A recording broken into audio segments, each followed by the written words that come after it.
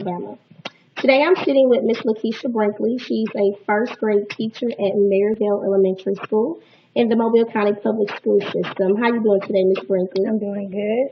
Thank you. Today I want to ask you a couple of questions about your experience in the education field. The first question is, how do you feel about project-based learning and do you use it in your classroom? I love project-based learning. As a first grade teacher, project-based learning is something that I have to use constantly in my classroom because at the age that I teach, which is 6 years old, they have to have concrete hands-on objects that they can touch. Project-based learning really helps me to do that in my classroom. Currently, we're working on a project where the kids are planting items. Since it's springtime, we've been talking about spring, and we're planting plants. And so I put my kids in groups of four. I mostly had them where I had a high student in each group, but I put them in groups of four, and they were able. I knew from past experience that herbs don't take as long to grow. We decided to plant herbs, and I told them, but they told me. So although I knew exactly what we were doing within the project, they sort of thought that they, created it. But so I chose four different plants. I had them choose the plants.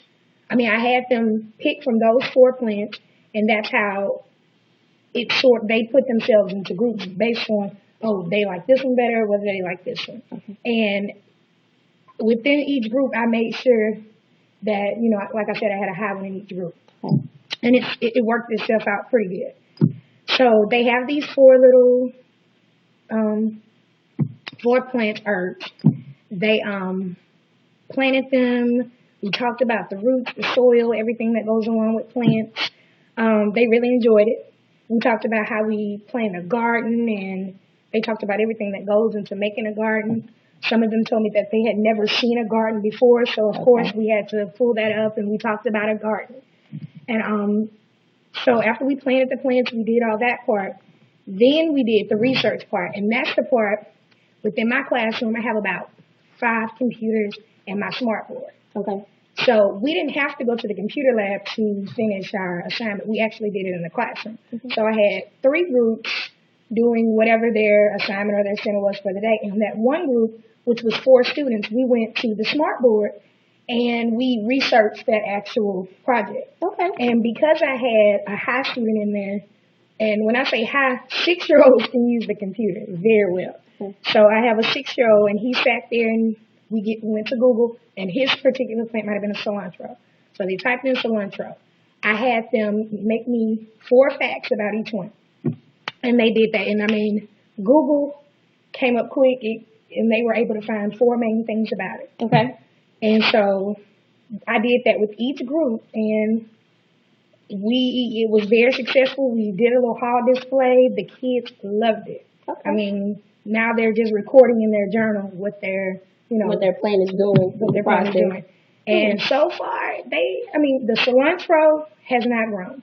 The rosemary, and the kids, it's in the hallway now. So not only do my kids get to see it, but everyone in the school gets to see it, and they talk about it and everything. So the rosemary, I think, won. And I don't know why it's a one type thing, but I guess 6 and 7-year-olds, that's what they do. But they're like, I won. No, yours grew the most. But it wasn't a competition, right? But they love it. And I really hands-on. We use hands-on not only in science and social studies. We have to use it in math and reading.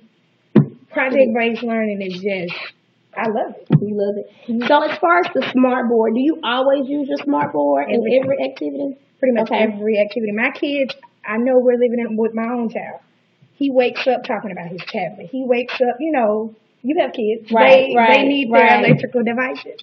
And honestly, the smart board has been a godsend in my classroom. It has helped with behavior. My kids know if they're not, my kids know if you're not doing what you're supposed to do, you're not touching the smart board, you're not.